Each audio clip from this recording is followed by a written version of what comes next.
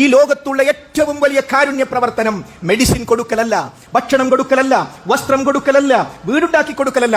നിങ്ങൾ അല്ലാഹുവിനെ അറിയണം എന്ന കാരുണ്യ പ്രവർത്തനം. ആ പടച്ചവനെ മാത്രമേ ആരാധിക്കാൻ പാടുള്ളൂ. ആരാധനയുമായി ബന്ധപ്പെട്ട സർവ്വ കാര്യങ്ങളും ലാ ഇലാഹ, ഒരു ഇലാഹുമില്ല ഇല്ലല്ലാ, അല്ലാഹു അല്ലാതെ എന്ന സന്ദേശം കൊടുക്കലാണ് സഹോദരന്മാരെ, സഹോദരിമാരെ, ഏറ്റവും വലിയ കാരുണ്യ പ്രവർത്തനം. ഈ ലോകത്തുള്ള ഏറ്റവും വലിയ കാരുണ്യ പ്രവർത്തനം മെഡിസിൻ കൊടുക്കലല്ല, ഭക്ഷണം കൊടുക്കലല്ല, വസ്ത്രം കൊടുക്കലല്ല, വീടുണ്ടാക്കി കൊടുക്കലല്ല. നിങ്ങൾ അല്ലാഹുവിനെ അറിയണം എന്ന കാരുണ്യ പ്രവർത്തനം. ഈ മരിക്കാത്ത ജനങ്ങളോട് നമുക്ക് ചെയ്യാൻ പറ്റിയ ഏറ്റവും വലിയ കാരുണ്യ പ്രവർത്തനം എന്താണ്? ഈ ലോകത്തുള്ള ഏറ്റവും വലിയ കാരുണ്യ പ്രവർത്തനം മെഡിസിൻ കൊടുക്കലല്ല, ഭക്ഷണം കൊടുക്കലല്ല, വസ്ത്രം കൊടുക്കലല്ല, വീടുണ്ടാക്കി കൊടുക്കലല്ല. അതെല്ലാം കാരുണ്യ പ്രവർത്തനങ്ങൾ തന്നെ. ഈ ലോകത്തുള്ള ഏറ്റവും വലിയ കാരുണ്യ പ്രവർത്തനം പ്രവാചകന്മാർ ചെയ്ത കാരുണ്യ പ്രവർത്തനമാണ്. സഹോദരങ്ങളെ, ഇവിടെ ജാതിയും മതവുമില്ല. ഒരാൾ കഷ്ടപ്പെടുമ്പോൾ അവൻ ഏത് മതക്കാരനാണ്, ജാതിക്കാരനാണ് എന്ന് നോക്കിയല്ല, പച്ചക്കരലുള്ള എല്ലാറ്റിനോടും കരുണ കാണിക്കാനാണ് മുഹമ്മദ് മുസ്തഫ നബി കരീം സ്വല്ലല്ലാഹു അലൈഹി വസല്ലം പഠിപ്പിച്ചത്.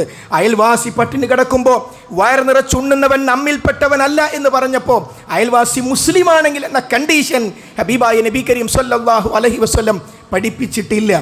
പ്രവാചകന്മാർ അഖിലവും നമ്മൾ പരിശോധിച്ചു നോക്കിയാൽ അവർ സമൂഹത്തെ പരലോക രക്ഷയ്ക്ക് വേണ്ടി സമൂഹത്തെ ക്ഷണിക്കുമ്പോൾ തന്നെ ആ സമൂഹത്തിലെ സർവ്വവിധ വിഷയങ്ങളിലും അവർ ഇടപെട്ടിരുന്നു. ഹബീബായ മുഹമ്മദ് മുസ്തഫ നബി കരീം സ്വല്ലല്ലാഹു അലൈഹി വസല്ലം ഹിറാ ഗുഹയിൽ വെച്ച് റബ്ബ് സുബ്ഹാനഹു വ തആലയുടെ കലാം സ്വീകരിച്ച് പ്രവാചകനായി മാറിയ ആ സന്ദർഭം, ഈ മഹാനായ ജിബ്രീൽ അലൈഹിസ്സലാം വരുമെന്നോ പ്രവാചകനാകുമെന്നോ നേരത്തെ റസൂലുള്ളാഹി സ്വല്ലല്ലാഹു അലൈഹി വസല്ലമക്ക് അറിയില്ല. ആ വെപ്രാളത്തിൽ ഓടിവന്ന് തൻ്റെ പ്രിയപ്പെട്ട ഭാര്യ, നമ്മുടെ പ്രിയപ്പെട്ട ഉമ്മ ഖദീജ റളിയല്ലാഹു അൻഹയുടെ അടുത്തെത്തിയപ്പോൾ അവിടുന്ന് സമാധാനിപ്പിച്ച വാക്കുകൾ എന്തായിരുന്നു?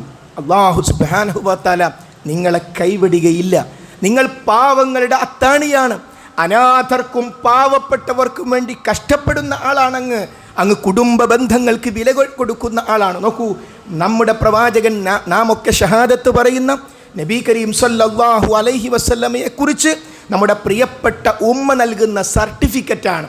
അതേപോലെ സ്വാലിഹ് അലൈഹിസ്സലാമിനെ കുറിച്ച് പറയുന്നിടത്തും തഫ്സീറിൽ നമുക്കത് കാണാൻ പറ്റും.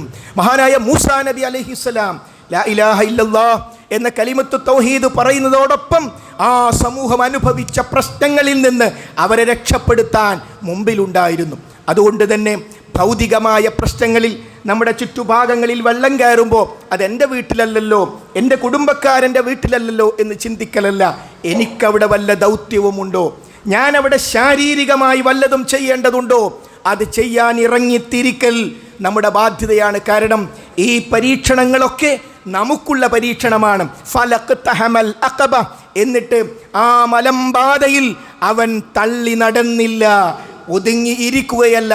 സ്വർഗം പ്രതീക്ഷിക്കുന്നവർ ത്യാഗത്തിൻ്റെ മാർഗത്തിലേക്ക് വിയർപ്പൊഴുക്കി മഴ കൊണ്ട് ചെളിയിലൂടെ ആവശ്യമായ ത്യാഗ പരിശ്രമങ്ങളിലൂടെ അവർ നടന്നു നീങ്ങും. നമ്മൾ അറിയേണ്ടത് വയനാട്ടിൽ മാത്രമല്ല, തൊട്ടുപടുത്ത് വിലങ്ങാട്, കുറ്റ്യാടിക്കടുത്ത്, ഇനിയും ഇങ്ങോട്ട് നമ്മുടെ ജില്ലയുടെ വ്യത്യസ്ത ഭാഗങ്ങളിൽ ഉൾപ്പെടെ പ്രയാസം അനുഭവിക്കുന്നവരുണ്ട്.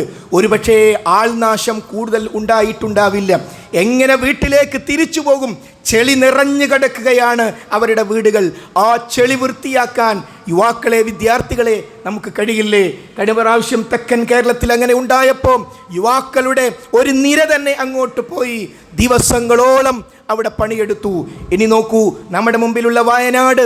ആ വയനാട് ഇപ്പോൾ നമ്മൾ കാണുന്ന കേവലം ചില കാര്യങ്ങൾ കൊണ്ട് തീരുന്നതല്ല.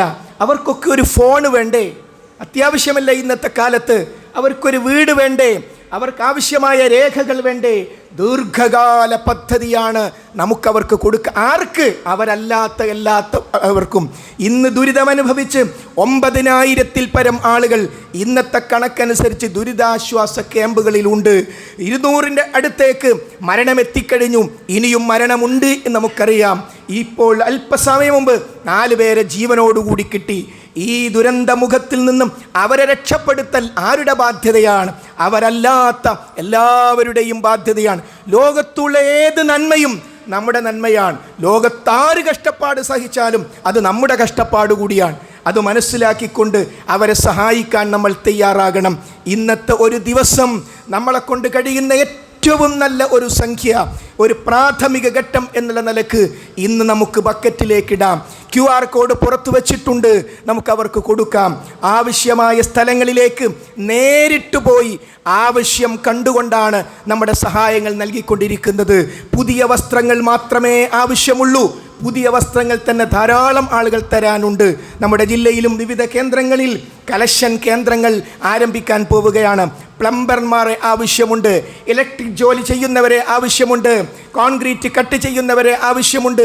ഇങ്ങനെ വ്യത്യസ്തങ്ങളായി നമുക്കൊക്കെ എന്ത് കഴിവാണുള്ളതോ ആ കഴിവ് ഉപയോഗപ്പെടുത്താൻ വേണ്ടി ഒന്ന് വണ്ടിയിൽ കയറിയിരുന്നാൽ ആവശ്യമായ സ്ഥലത്തെത്തിക്കുവാനുള്ള മനുഷ്യ വിഭവശേഷിക്ക് ആവശ്യപ്പെട്ടപ്പോൾ യുവാക്കളുടെ നീണ്ട നിരയാണ് രജിസ്ട്രേഷനുമായി മുന്നോട്ട് വന്നത്. അത് ഏറ്റവും നല്ല സ്വഭാവമാണ്.